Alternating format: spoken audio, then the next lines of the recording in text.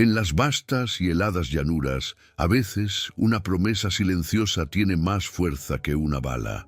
¿Qué sucede cuando el pasado de un hombre solitario llama a su puerta en la forma de 3 niñas huérfanas, trayendo consigo un secreto que puede construir un hogar o destruirlo todo? Si te gusta este tipo de contenido, no olvides suscribirte a nuestro canal Los Cuentos. Publicamos videos todos los días. Dale like al video si te gusta esta historia y déjanos en los comentarios de dónde eres y a qué hora nos escuchas. Un juramento susurrado junto a una tumba helada puede pesar más que un rifle cargado. Nadie en Silver Canyon imaginó que la promesa de un granjero solitario, hecha atrás frente a la mujer que amó y perdió, volvería a la vida con 3 pequeñas sombras temblando en la nieve. Aquella mañana blanca, el silencio del llano se quebró con un golpe tímido en la puerta y una frase que heló incluso el fuego del hogar. «Nuestra mamá murió esta mañana. No tenemos a dónde ir». Mateo levantó la mirada y lo que vio no fueron intrusas, sino espejos rotos de un pasado que creía sepultado. «Entonces ya estás en casa», murmuró antes de darse cuenta de que había hablado en singular, como si aquel plural dolido no alcanzara a cada niña. El viento arrastraba copos como ceniza clara alrededor del porche. Las botas de Mateo crujieron sobre la madera cuando salió a ayudarlas. Eran 3. La mayor, con los labios agrietados y la mirada firme, pese al temblor, sostenía de la mano a la más pequeña, que apretaba una muñeca de trapo sin un ojo. En medio, una niña de cabello oscuro, recogido a medias por un lazo deshilachado, observaba al hombre con una mezcla de miedo y desafío. Llevaban vestidos gastados, capas empapadas y un olor a humo remoto, como si hubieran atravesado un incendio invisible. «¡Entren!», dijo Mateo apartándose. El calor de la estufa las alcanzó como un abrazo. El narrador que susurra en la mente de quien escucha podría decir que Mateo era un hombre de manos callosas y corazón remendado, pues así era. Los años de arar tierra dura y enterrar recuerdos lo habían vuelto hosco hacia los demás y tierno con los animales. Hacía 5 inviernos que su esposa Isabel había muerto dando a luz a un niño que tampoco respiró por mucho. Desde entonces, la casa se sostuvo con el ruido de sus propios pasos y el breve rumor de la radio cuando necesitaba no pensar. La mayor habló primero. «Me llamo Sofía. Ella es Lucía y la chiquita es Ana». Señaló con el mentón un envoltorio húmedo que traía bajo el brazo. «Mamá dijo que le diéramos esto a usted si algo pasaba». Mateo miró el paquete envuelto en tela. Le tembló el pulso antes de tomarlo. La tela estaba cosida con hilo azul, idéntico al que Isabel solía usar. Un escalofrío seco le recorrió la nuca. «¿Cómo se llamaba su madre?», preguntó sin abrir aún el envoltorio. «Elena», respondió Sofía, clavando la palabra como un cuchillo suave. «Elena». El nombre cayó en la mesa como un vaso lleno que nadie se atrevía a beber. Mateo lo conocía. Lo había pronunciado alguna vez entre susurros en el río, cuando la luna iluminaba promesas que el tiempo obligó a callar. Elena había sido la amiga de Isabel en sus años de muchachas. También, mucho antes, la mujer que Mateo casi eligió cuando aún no sabía lo que quería. No había vuelto a verla desde el día en que ella, con ojos llorosos, le deseó felicidad junto a Isabel. Y ahora su nombre regresaba entre la nieve, encarnado en 3 niñas sin madre. Mateo desató el paquete con dedos torpes. Dentro había una carta doblada y atada con una cinta raída y un medallón de plata con una flor grabada. La carta olía a humo y lágrimas secas. Antes de leerla, miró a las niñas. «Primero van a cambiarse esas ropas. Tengo mantas limpias en el cuarto del fondo. Luego comerán algo caliente». Sofía dudó, pero la firmeza en los ojos del granjero la convenció. Mientras ellas desaparecían por el pasillo, Mateo se recargó en la mesa y al fin abrió la carta. Mateo comenzaba sin formalidades, como si hubieran hablado ayer. Si estás leyendo estas líneas, mi voz ya no estará para explicar nada. No tuve tiempo de llegar a la clínica ni de buscar a nadie más. Confío en tu palabra, la misma que escuché junto a la tumba de Isabel cuando prometiste ofrecer techo a quien lo necesitara. Mis hijas no tienen a nadie. Y hay algo más que debo decirte. No puedo llevar este secreto bajo la tierra sin que tú lo sepas. Lucía es tu hija. El papel vibró entre los dedos de Mateo. El mundo se quedó mudo, excepto por el crujido del fuego y las risitas lejanas de Ana, al descubrir una manta más suave que la nieve. El narrador omnisciente que sabe dónde tiembla un corazón diría que el pasado es un caballo salvaje que vuelve cuando menos lo esperas. Mateo se sentó incapaz de moverse por un instante. «Mi hija», murmuró sin voz. La mitad de la carta siguió con instrucciones. «No confíes en Ricardo Valdivia. Él tiene papeles que pretende usar. Si aparece, dile que no hay nada para él. El medallón es la prueba. Dentro hay una fotografía. Mateo, perdón por el peso que te dejo, pero tu casa es lo único que imaginé como refugio para ellas». Abrió el medallón con la uña y halló una pequeña fotografía recortada con cuidado. Elena sosteniendo a una bebé de rizos oscuros. Al dorso una fecha y la inicial M. La luz de la tarde que entraba tímida por la ventana bañó el metal y Mateo sintió una punzada de orgullo y miedo. Entonces guardó la carta en el bolsillo interior de su chaqueta. No era momento de derrumbarse. Las niñas regresaban con ropa seca, envueltas en camisas largas de Mateo y faldas improvisadas con sábanas viejas. Ana chupaba el pulgar somnolienta. Lucía, la del lazo caído, le lanzó una mirada que era más pregunta que reproche. «¿Quién eres realmente?», parecía decir sin palabras. Preparó sopa con los restos de pollo y harina de maíz. Las sirvió en tazones humeantes. «Coman despacio, hay más».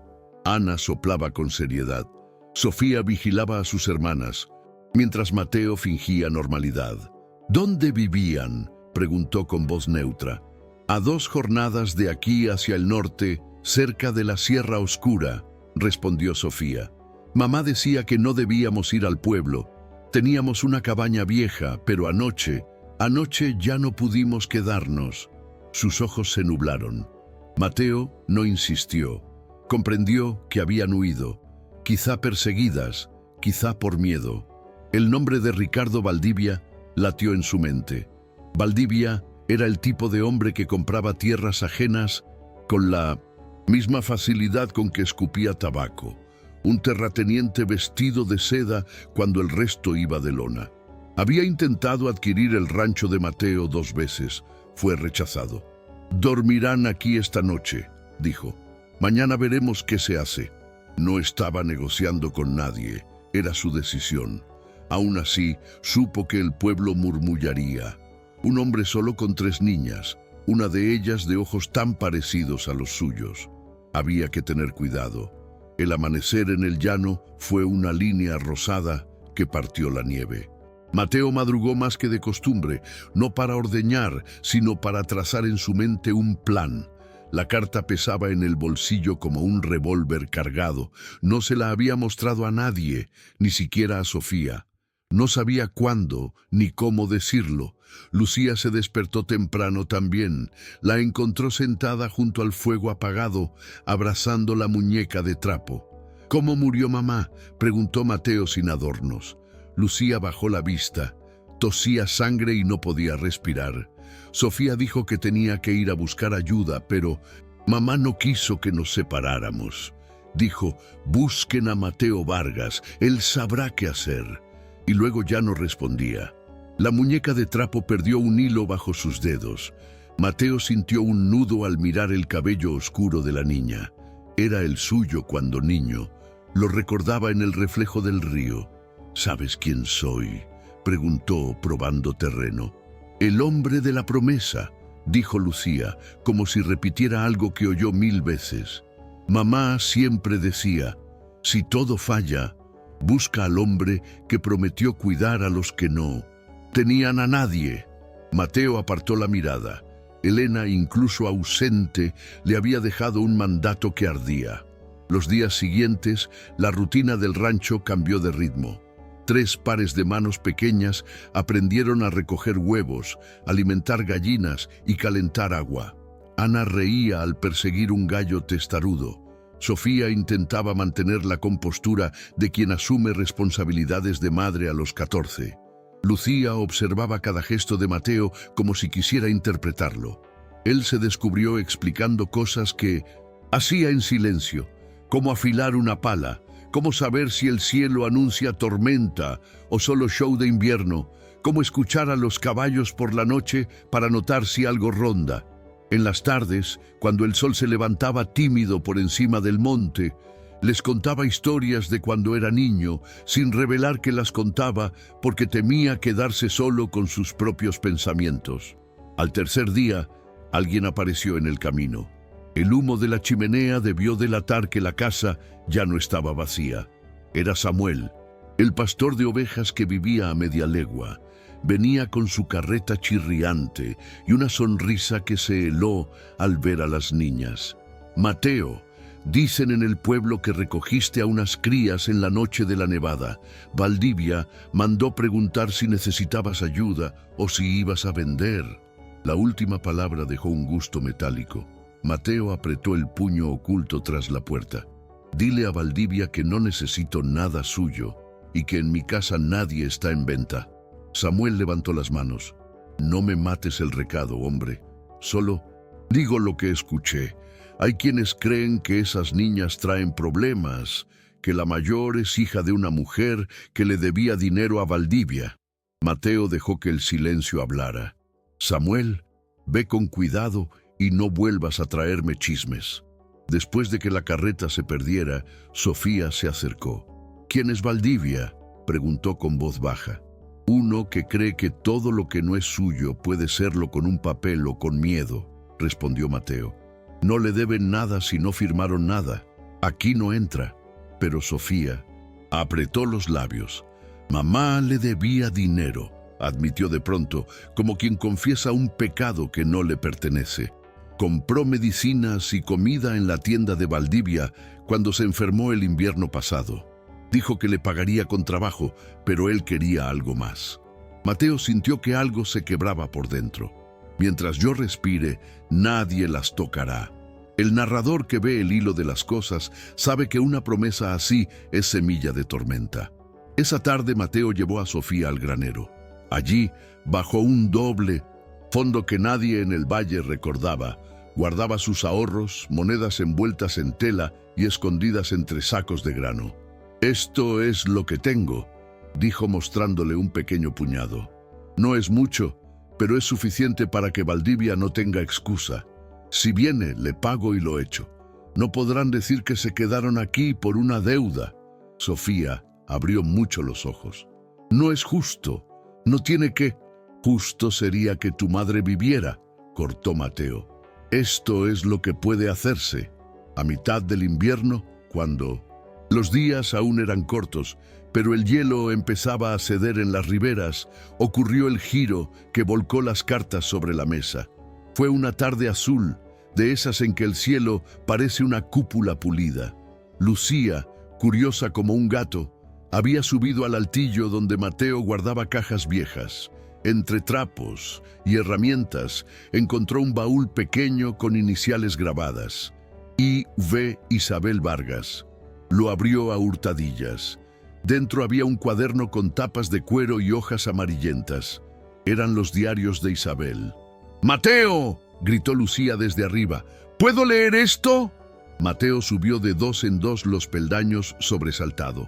Cuando vio el nombre de su esposa en la tapa, un temblor lo recorrió. Quiso arrebatarle el cuaderno, pero algo en la mirada de la niña lo detuvo. Abrió en una página al azar. La letra de Isabel danzaba clara con fechas. 15 de abril, 5 meses antes de su muerte. Hoy vino Elena. traía a Lucía en brazos. Me pidió que la cuidara si algo le pasaba. Le juré que Mateo cumpliría. Le dije que sé más de lo que él cree sobre su pasado y que no le reprocho nada. El amor se parece al viento. No se ve, pero mueve lo que toca. Le di el hilo azul para la carta. No sé cuánto tiempo me queda, pero quiero que Mateo no viva con más secretos. Un día, si Dios quiere, él sabrá la verdad. Mateo se dejó caer en el suelo de madera, apoyado contra una viga. Lucía, con el cuaderno en las manos, lo miró como si por primera vez viera a un hombre frágil. Sofía subió alarmada por los gritos. El secreto, largamente contenido, salió como un torrente. Mateo respiró hondo. Escuchen, hay cosas que deben saber. Su madre y yo hace años antes de que yo me casara nos quisimos. Luego cada uno tomó su camino, pero ella volvió cuando tú, Lucía, eras apenas un bebé y me pidió ayuda. Yo no alcancé a entender lo que realmente me pedía y ahora su voz se quebró. Sofía apretó los puños. ¿Estás diciendo que Lucía...? Sí, admitió Mateo con la mirada hundida. Ella es mi hija.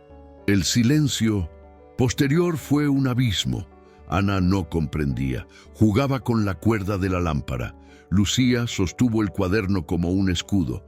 Sus ojos se llenaron de lágrimas que no cayeron. ¿Por qué no estuviste con nosotras entonces?, preguntó con un hilo de voz. Mateo se tragó la vergüenza como un trago amargo. Porque fui cobarde, porque me casé con Isabel y creí que lo correcto era no mirar atrás, porque pensé que ayudarte a distancia era suficiente y no lo fue. Lo siento. Lucía miró a Sofía, que tenía el rostro duro de quien decide por todos. Eso no cambia que nos cuidaste ahora, dijo Sofía despacio, pero sí cambia que no somos solo una carga para ti. Una de nosotras es sangre tuya y las otras, ¿qué? ¿Nos vas a querer menos? Mateo negó con la cabeza vehemente. Ustedes ya son parte de esta casa. Lo fueron en el momento en que cruzaron esa puerta. El narrador que entiende de tramas sabe que una revelación no es cierre, sino detonante. Sofía guardó el cuaderno entre sus brazos. No se lo diremos a nadie. Valdivia podría usar esto de alguna forma. Mateo asintió. Por ahora es nuestro secreto, pero habrá un momento para que cada una entienda dónde encaja. Bajaron del altillo con un peso compartido que paradójicamente los unió más. Las semanas siguieron con la sombra de Valdivia rondando. Lo vieron 2 veces en la distancia, montado en su caballo negro, acompañado por 2 capataces. Pasaba frente al rancho sin detenerse, como quien mide el terreno con los ojos. En el pueblo, Samuel trajo noticias. Valdivia había comprado la tienda general y ahora controlaba casi todos los alimentos que entraban desde la vía férrea. Además, se decía que había encontrado unos papeles en la cabaña abandonada donde vivía Elena. Papeles que hablaban de una deuda. Una tarde, cuando la nieve se volvió aguanieve y el barro se pegaba a las botas, Valdivia llegó al porche. No tocó. Entró sin darse el permiso, como quien se cree con derecho. Llevaba un abrigo largo y un sombrero que arrojaba sombra sobre sus ojos. «Vargas», dijo sonriendo con dientes blancos, «vengo a cobrar una cuenta pendiente». Mateo se interpuso entre él y las niñas. Sofía se agazapó junto a Lucía y Ana. «Aquí nadie te debe nada», replicó Mateo. Valdivia sacó un papel doblado. «Aquí dice lo contrario. Elena afirmó que me pagaría con trabajo o con bienes, y como ya no está para trabajar, tus nuevas huéspedes servirán de garantía. 3 bocas útiles, 3 cuerpos fuertes. Podrían hilar, podrían limpiar, podrían...» La frase quedó colgando porque Mateo dio un paso adelante. El narrador prudente evita detalles gráficos. Baste decir que la mirada de Mateo fue un disparo silencioso. «Si das un paso más, te vas sin dientes», dijo despacio. Valdivia rió, pero su risa no sonaba valiente. «No necesito tocarte para arruinarte. ¿Sabes cómo soy? Un papel, una palabra, y el sheriff te mira con otros ojos. Un rumor, y el padre Anselmo deja de bendecir tu puerta, pero soy hombre de negocios. Págame lo que me debe la difunta y desaparezco como el hielo en abril. Mateo lanzó sobre la mesa el pequeño fajo de monedas que tenía. Es todo. Tómalo y vete. Valdivia contó. Hizo un gesto de fingida lástima. No es suficiente, pero haré un trato. Tengo interés en tus tierras. Firmas. Me vendes la parte norte y me quedo con eso como pago. Las niñas se quedan por ahora. ¿Qué dices? Sofía, desde la esquina, apretó el medallón en su mano. Sabía que el medallón y la fotografía eran prueba de algo, pero aún no entendía. ¿Bien de qué? Mateo negó. No vendo nada. Valdivia lo observó con ojos fríos. Entonces nos veremos pronto. Y se fue, dejando un rastro de barro sobre la madera limpia. Muchas gracias por escuchar hasta aquí. Si te gusta este tipo de contenido, no olvides suscribirte a nuestro canal Los Cuentos. Publicamos videos todos los días. Dale like al video si te gusta esta historia y déjanos en los comentarios de dónde eres y a qué hora nos escuchas. Esa noche, Mateo decidió que no podía quedarse esperando. Sacó la carta de Elena y el medallón y se los mostró a Sofía. Esto prueba que Lucía es mi hija. Valdivia no puede reclamarla. Las otras son sus hermanas, y yo no la soltaré. Pero si aparece con más papeles, necesitamos algo más fuerte que palabras. Sofía frunció el ceño. Mamá guardaba algo bajo el suelo de la cabaña. La vi hacerlo una vez cuando creía que dormíamos. Tal vez allí haya papeles que lo desmientan. Mateo la miró sorprendido. ¿Puedes llevarme? Sofía asintió. Cuando amanezca. Partieron antes de que el sol tocara los pinos. Dejaron a Lucía y Ana con Samuel, que juró cuidarlas con la vida si hacía falta. La cabaña de Elena se alzaba, o más bien se hundía entre árboles desnudos con el techo combado por la nieve. El silencio allí era más pesado. Sofía señaló una tabla suelta detrás de la estufa. Mateo la levantó con la punta del cuchillo. Debajo había un paquete envuelto en cuero. Dentro, un cuaderno contable con nombres, cantidades y una anotación. Ricardo. Valdivia me cobra el triple de lo que cuesta. No firma recibos. Dice que su palabra basta. Si muero, que se sepa. También había cartas de otros granjeros que se quejaban de lo mismo y un título de propiedad de 1 hectárea junto al río, a nombre de Elena, que Valdivia parecía ignorar. Pruebas. Sofía sonrió por primera vez en días. El regreso fue más lento. Una nube gris venía del oeste. A medio camino, un disparo cortó el aire. Un árbol cercano escupió astillas. Mateo empujó a Sofía a la zanja. 2 jinetes aparecieron, los capataces de Valdivia. El patrón dijo que no anduvieran husmeando, gritó uno levantando el rifle. Mateo no solía llevar armas, pero esta vez tenía la escopeta vieja que Isabel guardó para coyotes. No pretendía matar a nadie, solo asustar. 2 tiros al aire bastaron para que los hombres dudaran. Sofía, con la agilidad de quien tuvo que aprender rápido, lanzó una piedra que dio en la frente de uno. Caos breve, gritos, un caballo encabritado. El narrador evita entrar en detalles de sangre. Solo hubo golpes, barro y el miedo vibrante de la cercanía de la desgracia. Consiguieron escapar por un atajo entre matorrales con el paquete apretado contra el pecho de Mateo. Llegaron al rancho al caer la tarde, exhaustos. Samuel les informó con la cara pálida que Valdivia había pasado 2 veces a preguntar por ellos. Lucía y Ana estaban bien, pero preocupadas. Mateo se encerró con Sofía en la cocina. Extendieron los papeles sobre la mesa. Con esto podemos demostrar que Valdivia estafa a medio valle. El padre Anselmo no es juez, pero su voz pesa.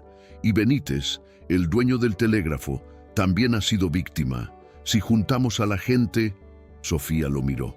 Dijiste que no querías... Empezó. No quiero tribunales ni sentencias, interrumpió Mateo, pero sí quiero que el pueblo vea lo que es Valdivia. A veces la justicia nace del rechazo público, del castigo social. Si Valdivia pierde el respeto, pierde el poder. Sofía asintió. Sin embargo, Valdivia también sabía jugar esa carta. A la mañana siguiente colgó en el tablón de avisos de la tienda un papel donde acusaba a Mateo de secuestro y de ocultar a las niñas para disponer de sus bienes. La noticia corrió como el fuego en pasto seco. Algunos vecinos miraron de reojo a Mateo cuando fue por sal y harina. Otros susurraron, siempre tan raro, y ahora con 3 pequeñas en casa. La tensión creció como una tormenta que todos detectan y nadie quiere nombrar.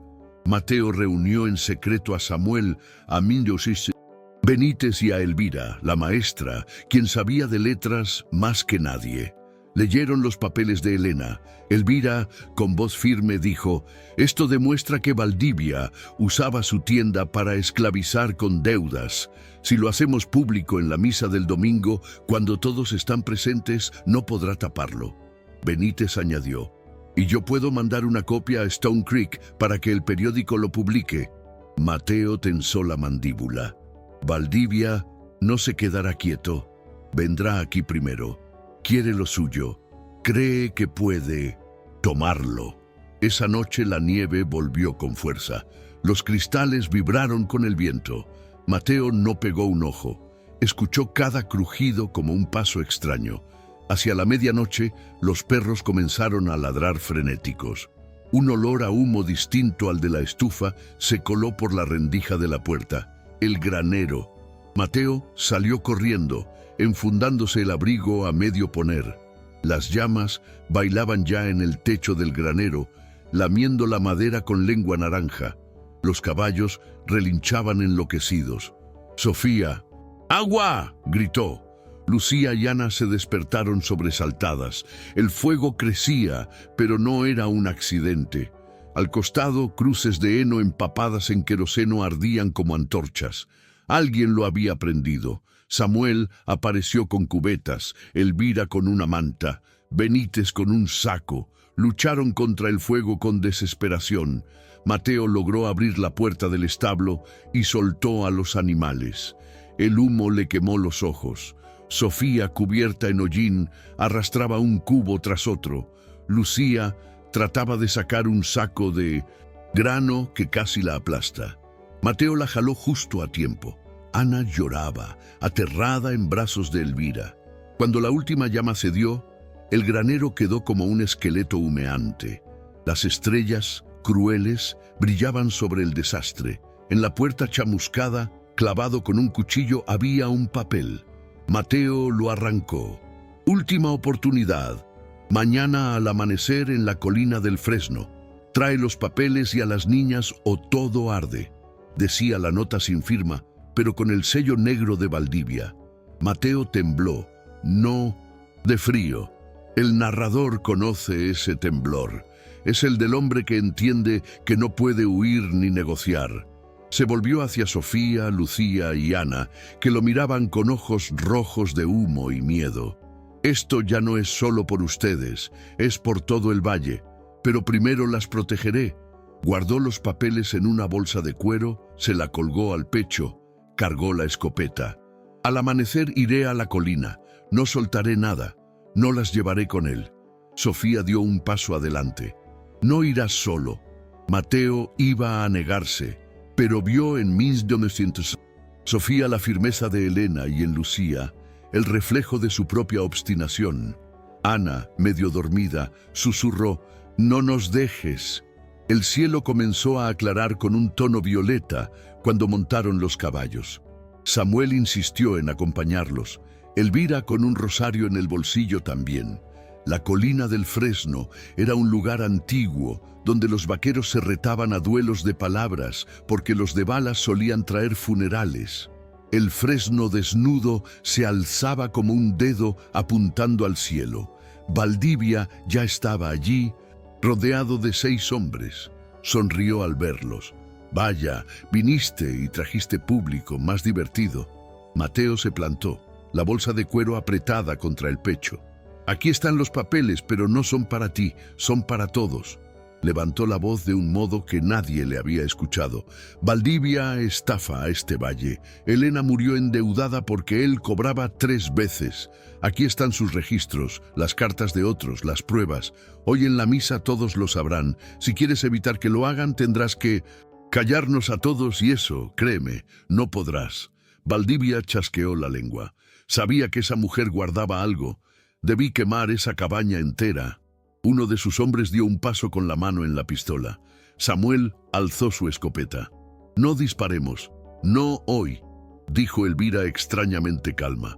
«Aquí no habrá sangre, pero sí habrá verdad». Valdivia miró a Lucía, que estaba medio escondida tras Mateo. «Esa niña es mía por derecho de deuda». Mateo sintió un ardor que nacía en el pecho. «Esa niña es mía por derecho de sangre». Valdivia parpadeó sorprendido. «¿Qué?».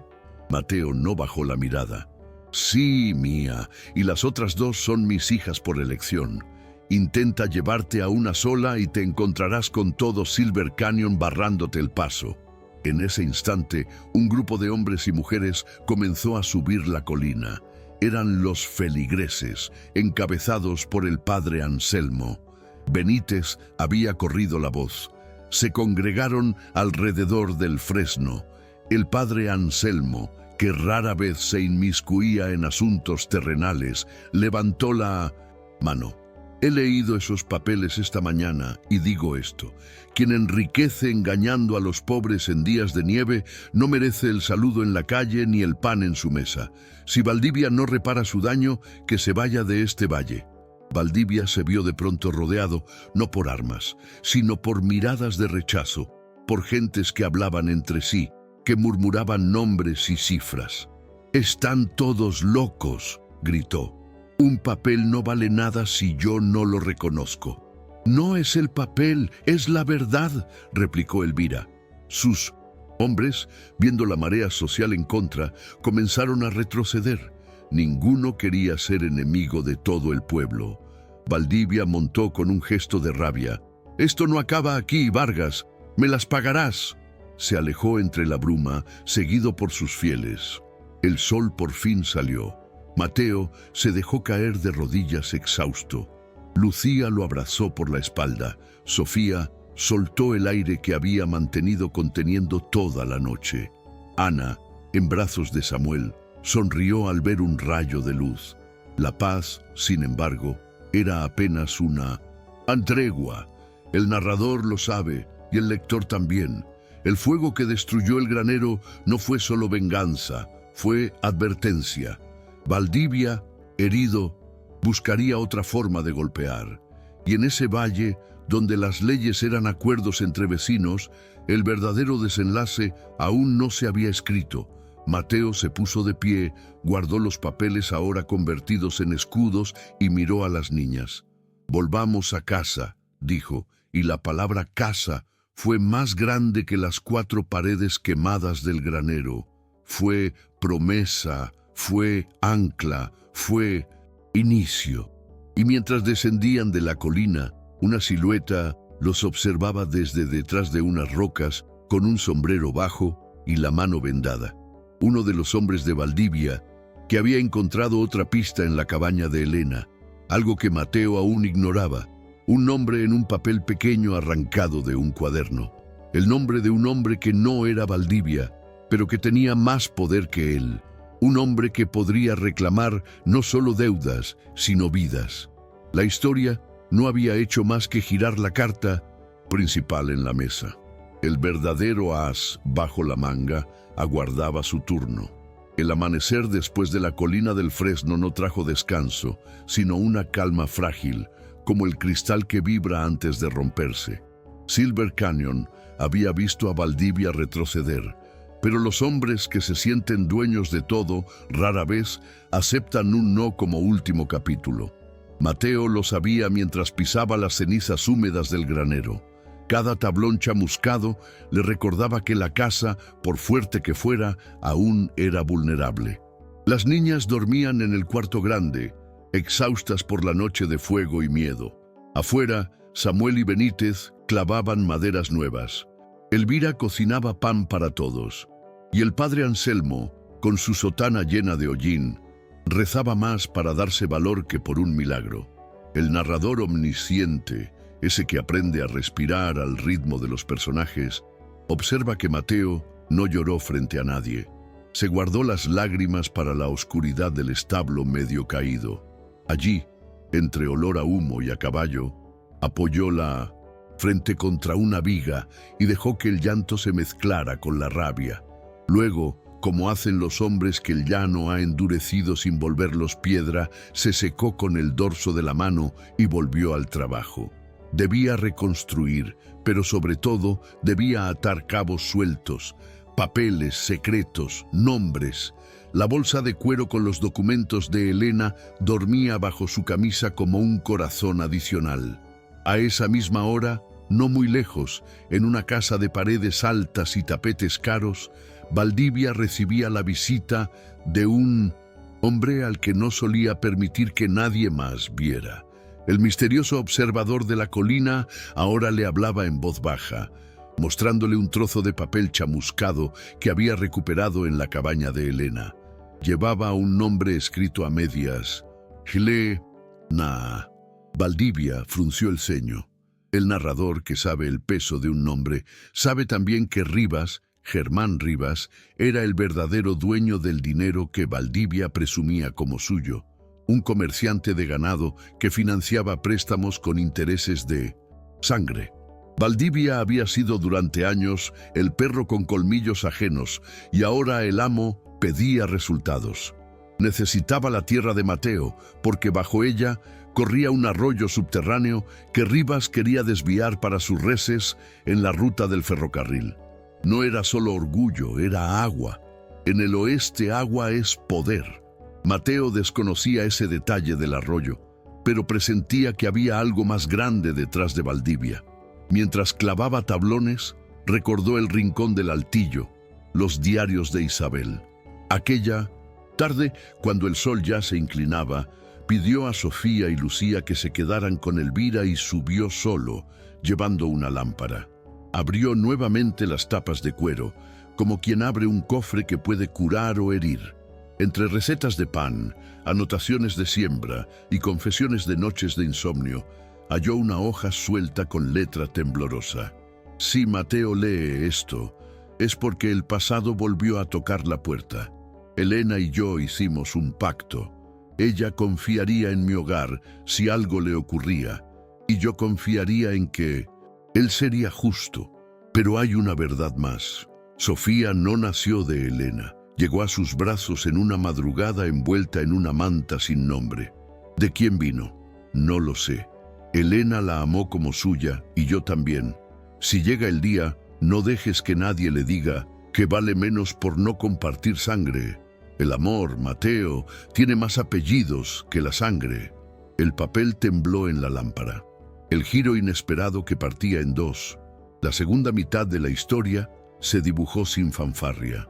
Sofía, la mayor, no era hija de Elena, y sin embargo, era la que cargaba la fuerza de madre. Mateo bajó el cuaderno con cuidado. Su mente viajó a las palabras de Valdivia. 3 cuerpos fuertes, garantía. Si se enteraba de esto, usaría a Sofía como moneda de otra deuda, afirmando que nadie la reclamaba. El narrador reconoce ese peligro sordo. La orfandad legal en tierras donde los papeles pesaban más que los lazos era un arma. Tomás decidió hablar esa misma noche. Se sentó con las niñas alrededor del fuego. El calor devolvía el color a las mejillas. Ana jugaba con la sombra de sus dedos en la pared. Lucía, siempre alerta, miraba a Mateo como quien espera una chispa. Sofía, sentada recta, sostenía una taza de té que Elvira había endulzado con miel. Mateo respiró hondo. Encontré otra carta de Isabel, comenzó. Los nombres en su boca ya no dolían, eran parte de su carne. Ella sabía mucho más de lo que yo creía. Dice que Sofía, tu llegada a Elena fue un milagro sin explicación. No naciste de ella, pero ella te eligió y yo también lo haré si tú lo permites. Nadie aquí vale más o menos por la sangre que corre. Esta casa les pertenece por decisión, no por obligación. Sofía lo miró fija. Su rostro, acostumbrado a la dureza, se quebró apenas en los bordes. ¿Estás diciendo que podría no tener apellidos?, preguntó. La pregunta pesó más de lo que parecía. Podrías tener el que quieras, respondió Mateo. Si decides quedarte conmigo, puedes llevar el mío. Si quieres conservar el de Elena, se honra igual. Pero que Valdivia se entere de esto sería peligroso. Nuestro secreto por ahora. Lucía tomó la mano de Sofía.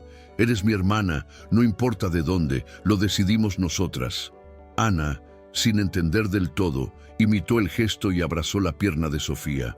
El narrador deja que la escena respire. La familia no es una suma de documentos, sino un tejido de actos repetidos cada día. El peligro se hizo visible al día siguiente. Valdivia, movido por la urgencia de Rivas, intentó un golpe rápido. Mientras Mateo y Samuel reparaban la cerca del norte, dos hombres irrumpieron en la casa esperando encontrar a las niñas solas. Elvira, que había ido a llevarles pan, los enfrentó con un palo de escoba como si blandiera una espada. «¡Aquí no entren sin tocar!», gritó, y los perros, que siempre olían la maldad, saltaron primero. No hubo sangre, pero sí empujones, golpes secos, carreras. Cuando Mateo llegó, los hombres huían con las manos en la cabeza y mordidas en las botas. Elvira temblaba, pero su voz estaba firme. «Si no hubiéramos estado, se las llevaban. Hay que mover a las niñas». Mateo supo que la casa no bastaba como refugio. Esa noche se reunió con los vecinos que habían mostrado su lealtad. Benítez, Elvira, Samuel y otros 3 granjeros. Decidieron dividir la vigilancia, esconder a las niñas temporalmente en diferentes casas y preparar una especie de cerco social. No había sheriff al que confiar, pero sí había ojos suficientes para ver cualquier movimiento extraño. Además, Benítez envió por telégrafo los papeles de Elena a un amigo en Stone Creek que prometió publicar un artículo denunciando a Valdivia y Rivas. El narrador, que mira desde arriba, ve los puntos unirse. Un pueblo que antes vivía disperso comienza a tejerse contra un enemigo común. Pero Valdivia, puesto contra la pared, apostó por su última carta: Rivas. El comerciante llegó al valle una semana después en un carruaje bien cubierto con un chaleco de seda y un reloj de oro. Sus modales eran suaves, sus palabras no corteses, pero sus ojos tenían el peso del dinero. Fue directo al rancho de Valdivia, donde lo esperaba el olor agrio de la derrota. «Me prometiste agua y tierra», dijo Rivas con calma. «Veo que has ganado enemigos y fuego. No me interesan tus excusas, Valdivia». Desesperado señaló un mapa en la mesa. «Bajo el terreno de Vargas hay una vena de agua. Si desviamos el cauce con una zanja, podremos regar mis potreros. Solo hay que sacarlos de allí. Tengo un papel, una deuda». Rivas sonrió como quien escucha a un niño. «Es tarde. La gente ya sabe. Si tomo algo por la fuerza, me habrán nombrado ladrón. Yo prefiero comprar. Busca su punto débil. Lucía es su hija», soltó Valdivia de pronto, la voz bañada en veneno. Rivas alzó una ceja. «¿Y eso te ayuda?». Valdivia entendió tarde que acababa de entregar un arma ajena. «Rivas, calculador», pensó en voz alta. «Entonces no venderá nada. Pero todos tienen una grieta. Averígualo. Si no cumples, te quedarás sin un centavo mío y yo te haré polvo». «Ya lo sabes».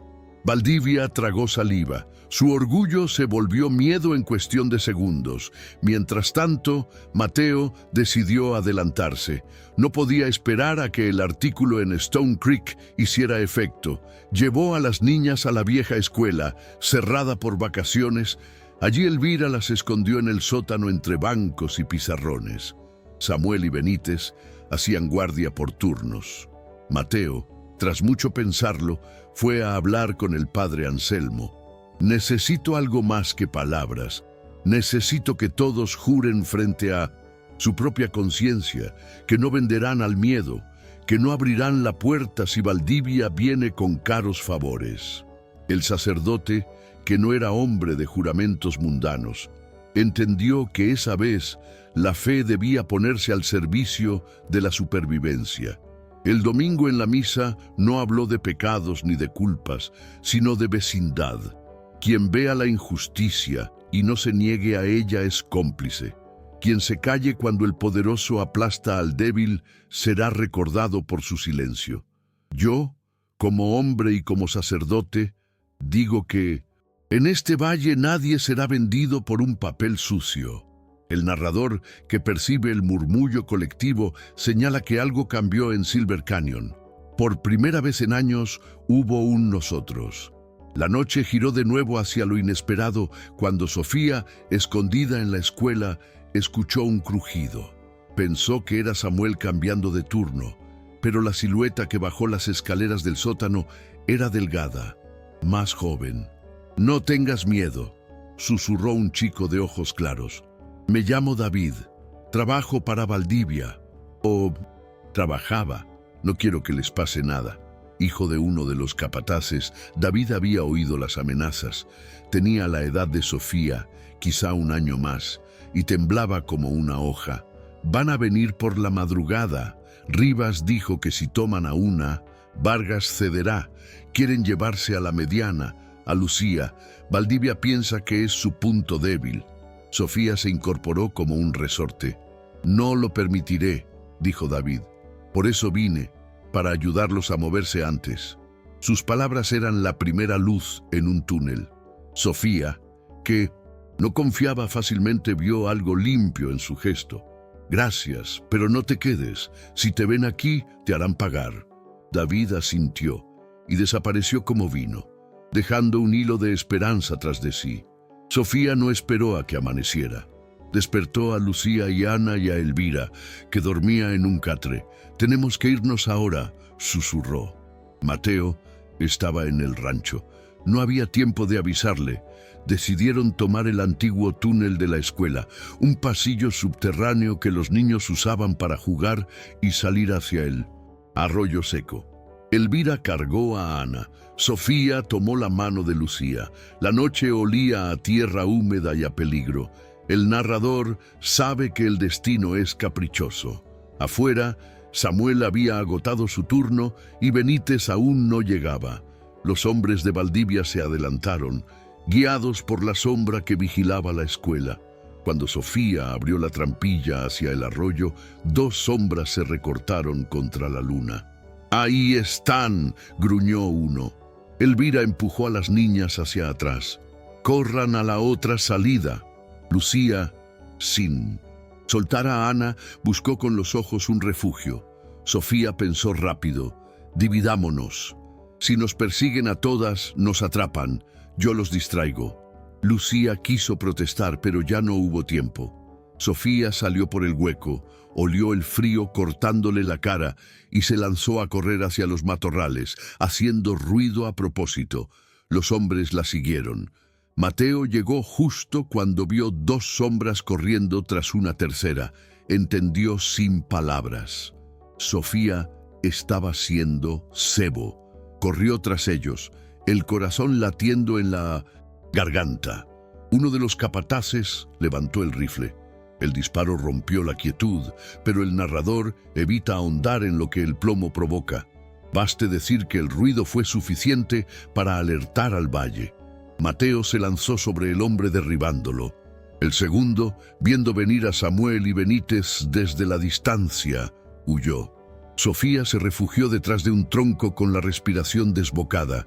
Mateo la abrazó sin pedir permiso. «Nunca vuelvas a hacer eso sola», susurró con voz rota. Ella respondió con lágrimas que no quería mostrar. No iba a dejar que se llevaran a Lucía. El plan de Valdivia fracasó, pero Rivas no se detendría por un tropiezo. A la mañana siguiente, una carta llegó al rancho entregada por un mensajero de Stone Creek. El periódico había publicado la historia. Estafador del llano, Valdivia explota a viudas y enfermos. Rivas leyó el artículo con indignación contenida. No podía permitir que su nombre se asociara a un escándalo. Decidió cortar amarras con Valdivia y marcharse. Pero antes enviaría a un emisario a comprar el terreno de Mateo directamente, sin amenazas, con una suma que pocos resistirían. Creía que todo hombre tiene un precio. El narrador sabe que Mateo ya había pagado su precio con lágrimas y promesas. El emisario llegó educado, con sombrero en mano. Ofreció billetes nuevos, un contrato limpio y una salida elegante. Podrá mudarse al sur, comprar un rancho más pequeño, educar a las niñas lejos de los problemas. Nosotros solo necesitamos la franja norte. Mateo le sirvió café de puchero y escuchó en silencio. Luego señaló el granero todavía ennegrecido. «Ve eso. No se quema una casa para luego pedirla con cortesía. Dígale a su patrón que mi respuesta es no». El emisario sonrió como si esperara esa respuesta. «Entonces espero que también rechace lo que viene después». Se retiró sin más. Esa noche, Mateo comprendió que el verdadero asalto no sería con fuego ni con hombres a caballo. Sería con agua. Despertó al oír un rumor extraño. Un zumbido subterráneo. Salió con la lámpara. A lo lejos, hacia el norte, vio antorchas moviéndose rápido. Se acercó con Samuel, que había oído lo mismo. Descubrieron a 4 hombres cavando una zanja, desviando el arroyo subterráneo que alimentaba los pozos de Mateo. Si terminaban, el rancho se quedaría seco en semanas. No había tiempo que perder. El narrador, para no saturar de golpes, elige un ritmo de batalla sin sangre. Mateo no usó balas, usó palas. Corrió a despertar a los vecinos. Vino Benítez con sus bueyes, Elvira con cubos, David, el chico, con cuerda. Entre todos derrumbaron la zanja que los hombres abrían. Hubo empujones, hubo caídas en el barro, hubo gritos. Los intrusos, al verse superados, huyeron en la oscuridad. La tierra, como si tuviera memoria, cerró sus heridas con el esfuerzo de muchos. El agua volvió a su cauce, murmurando como una promesa. Al amanecer, Rivas entendió que no podía contra un pueblo despierto. Valdivia, por su parte, se encontró solo. Sus hombres ya no lo seguían. Su tienda comenzó a quedarse sin clientes. El padre Anselmo no lo saludó en la calle y alguien pintó en su puerta: «Aquí no se fía la conciencia». Ese tipo de castigo, más lento que un disparo, era mortal para un hombre que vivía de la apariencia. Valdivia comenzó a empacar, pero la historia, como buena telenovela del oeste, necesitaba el cierre emocional. Faltaba que cada personaje dijera su última verdad. Una tarde, Sofía encontró a David junto al corral, mirando como Ana intentaba alimentar a un caballo con demasiada hierba. «Me iré con mi madre a otro valle», dijo él. «No quiero vivir escondiéndome de Valdivia ni de mí mismo». Sofía lo agradeció con una mirada. «Gracias por avisarnos aquella noche. Puede que no lo sepas, pero salvaste algo más que vidas. Salvaste nuestra confianza en los extraños». David sonrió ruborizado. «Solo hice lo que era justo». El narrador deja que el primer amor adolescente se quede en insinuación, sin promesas que pesen demasiado. Lucía, por su parte, subió al altillo con Mateo. «Quiero leer más sobre Isabel. Quiero saber quién era la mujer que confió en mamá y en ti». Mateo le entregó el cuaderno. «Isabel era fuerte y dulce. Tú tienes algo de ella en la forma en que te callas para escuchar». Lucía apoyó la cabeza en su hombro. «Papá», dijo por primera vez con la voz tan bajita que pareció un pensamiento. Mateo cerró los ojos un instante, como quien recibe un regalo inesperado. «Aquí estaré», respondió. Ana, que había vivido todo como un juego peligroso, comenzó a tener miedo de la oscuridad. Elvira la ayudaba a dormir contándole historias de estrellas que cuidaban a los niños. Una noche, Mateo la encontró llorando en la cama. «Soñé que el fuego volvía», dijo ella con los ojos enormes. «El fuego es tonto, solo sabe subir. Nosotros sabemos bajar, escondernos, pensar. Por eso ganamos», respondió Mateo envolviéndola en una manta. El narrador concede a los niños la sabiduría simple que cura. quedaba Valdivia. Él apareció de nuevo, flaco, con la barba crecida, cargando un bolso. Llamó a la puerta del rancho de Mateo al atardecer, cuando las sombras son largas y el orgullo pequeño. «Vengo a pedirte algo», dijo sin mirar a los ojos. «Déjame pasar la noche en tu granja. Mañana me iré del valle. Nadie me alquila una habitación, nadie me vende pan». Mateo lo observó largo rato. El hombre que había intentado quemarlo, robarle a las niñas, desecar su tierra, ahora temblaba como un perro bajo la lluvia. Narrador sabe que el corazón del protagonista es un campo de batalla. Justicia y compasión se midieron en silencio. Mateo abrió la puerta. «Dormirás en el cobertizo, comerás lo que haya y te irás al alba». Valdivia asintió humillado. Esa noche, mientras el viento susurraba en las grietas, Valdivia lloró. Nadie lo vio, pero el narrador sí. Lloró no por arrepentimiento, sino por la caída. Sin embargo, a veces el mismo acto de morder el polvo abre grietas por donde entra la luz. Al amanecer dejó un papel sobre la mesa de la cocina. Era una confesión escrita a medias, sin adornos. Elena me debía, yo hice la deuda imposible, quemé su granero, intenté tomar lo que no era mío. Si algún día lo leen, sepan que yo fallé. Firmó con letra torpe. Mateo lo leyó y no supo si sentir alivio o más rabia. Guardó el papel en el altillo junto a los demás. No lo mostró al pueblo. Prefería que el castigo de Valdivia siguiera siendo la memoria de todos, no sus últimas palabras. Valdivia se fue con el sol en la espalda. Nadie lo despidió. Días después, llegó una carta desde Stone Creek. El periódico había publicado una segunda nota contando cómo el valle se había unido y cómo un hombre llamado Mateo Vargas había ofrecido casa a 3 niñas en la nieve. No mencionaba sangre, ni secretos, ni incendios, hablaba de comunidad.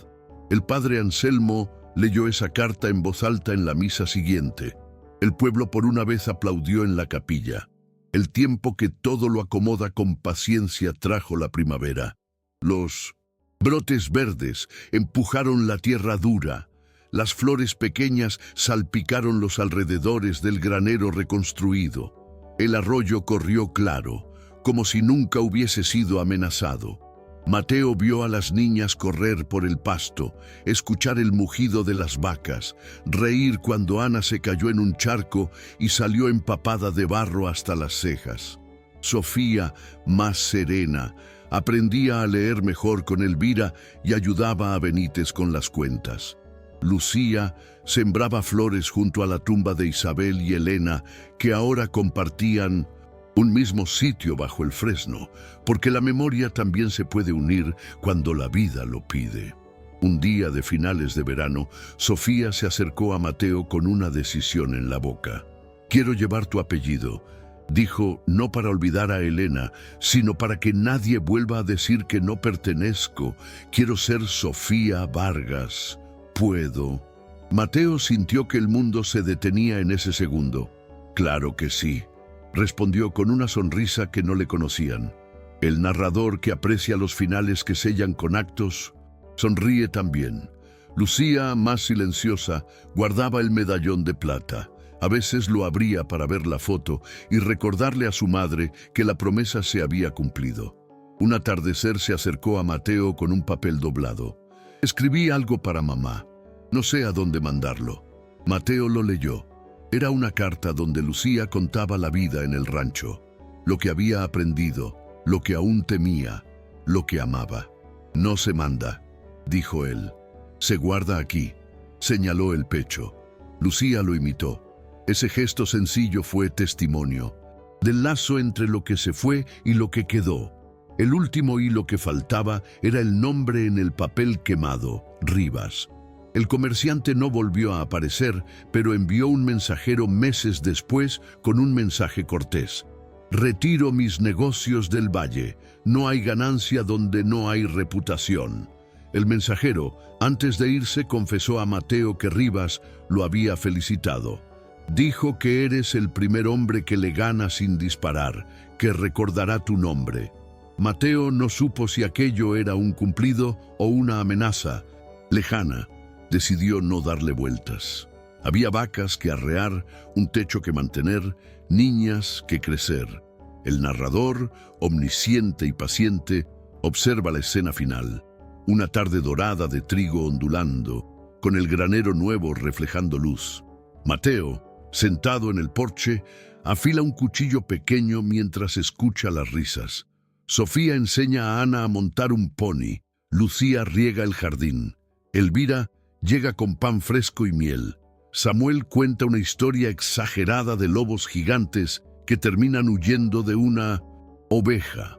Benítez trae un periódico doblado con noticias de la ciudad que ya no importan tanto. El padre Anselmo pasa a saludar sin sermones, solo para probar el pan. Mateo levanta la vista y por un instante ve superpuestas tres figuras en el umbral. Isabel con su sonrisa suave, Elena con su mirada firme y él mismo más joven, con miedo a elegir. Ninguno habla, pero el mensaje es claro. La promesa se cumplió. Tres niñas llegaron diciendo que no tenían a dónde ir, y él respondió que ya estaban en casa. Ese casa ahora tiene forma, olor, risas y silencios compartidos. No hubo tribunal, no hubo sentencia, no hubo papeles sellados por un juez, hubo comunidad, hubo escarnio social, hubo perdón medido y castigo de exilio. Hubo una justicia que en el oeste se parece más a mirar a los ojos que a golpes de martillo. Valdivia se fue, Rivas se retiró. Los nombres que dolían ahora son semillas. El narrador apaga su lámpara lentamente. La historia termina donde comenzó, con una puerta que se abre al frío y una voz que dice: entonces ya estás en casa. Esta vez sin nieve, con el calor del verano y la certeza de que cuando vuelva el invierno habrá más manos para encender el fuego. A continuación tenemos dos historias increíbles que te están esperando. Solo haz clic en la imagen que quieras ver y comenzará a reproducirse.